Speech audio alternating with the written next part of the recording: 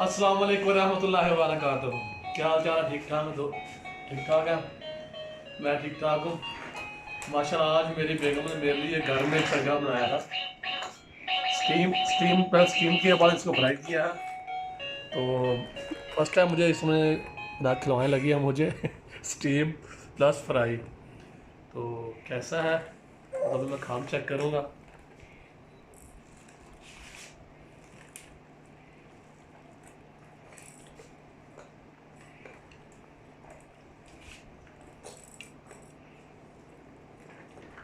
اور نیمبو لگا رہا ہوں. نیمبو سے کچھ ذائقہ اور زیادہ ہو جائے گا. یہ تو لیجیے ہے ابھی مانگ رہی ہے اس طرح کھانا. میں کھانا ہے آپ نے نہیں کھانا ابھی. تو بس یہی چھوٹی سی ویڈیو تھی آج کی.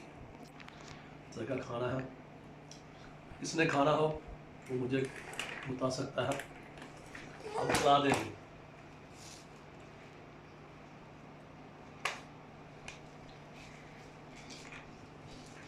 بہت ٹیسٹی ہے.